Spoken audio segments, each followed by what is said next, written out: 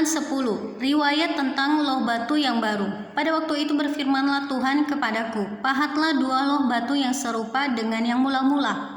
Naiklah kepadaku ke atas gunung dan buatlah sebuah tabut dari kayu. Maka aku akan menuliskan pada loh itu firman-firman yang ada pada loh yang mula-mula yang telah kau pecahkan itu. Kemudian letakkanlah kedua loh ke dalam tabut itu.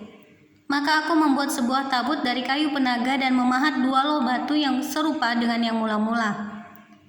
Kemudian aku mendaki gunung dengan kedua loh itu di tanganku, dan pada loh itu ia menuliskan sama dengan tulisan yang mula-mula ke-10 firman yang telah diucapkan Tuhan kepadamu di atas gunung dari tengah-tengah api pada hari kamu berkumpul. Sesudah itu Tuhan memberikannya kepadaku. Lalu aku turun kembali dari atas gunung dan aku meletakkan loh-loh itu ke dalam tabut yang telah kubuat. Dan disitulah tempatnya seperti yang diperintahkan Tuhan kepadaku. Maka orang Israel berangkat dari Beerot Bene, ia akan ke Mosera. Di sanalah Harun mati dan dikuburkan. Lalu Eleazar anaknya menjadi imam menggantikan dia. Dari sana mereka berangkat ke Gudgod dan dari Gudgod ke Yotbata, suatu daerah yang banyak sungainya. Pada waktu itu Tuhan menunjuk suku Lewi untuk mengangkut tabut perjanjian Tuhan, untuk bertugas melayani Tuhan dan untuk memberi berkat demi namanya sampai sekarang. Sebab itu suku Lewi tidak mempunyai bagian milik pusaka bersama-sama dengan saudara-saudaranya. Tuhanlah milik pusakanya seperti yang difirmankan kepadanya oleh Tuhan Allahmu.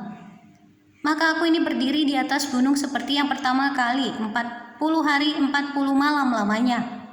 Dan sekali ini pun Tuhan mendengarkan aku, Tuhan tidak mau memusnahkan engkau.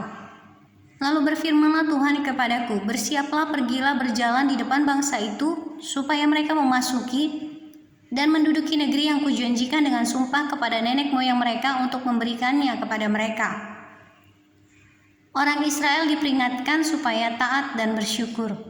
Maka sekarang, hai orang Israel, apakah yang dimintakan daripadamu oleh Tuhan Allahmu?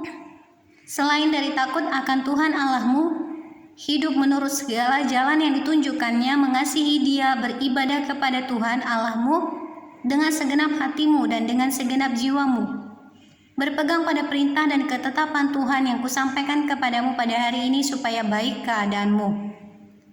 Sesungguhnya Tuhan Allahmu lah yang empunya langit, bahkan langit yang mengatasi segala langit dan bumi dengan segala isinya. Tetapi hanya oleh nenek moyangmu lah hati Tuhan terpikat, sehingga ia mengasihi mereka, dan keturunan mereka lah, yakni kamu yang dipilihnya dari segala bangsa, seperti sekarang ini.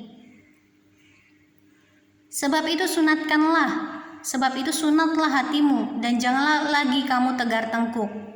Sebab Tuhan Allahmu lah Allah segala Allah dan Tuhan segala Tuhan, Allah yang besar, kuat dan dahsyat, yang tidak memandang bulu ataupun menerima suap, yang membela hak anak yatim dan janda dan menunjukkan kasih-Nya kepada orang asing dengan memberikan kepadanya makanan dan pakaian.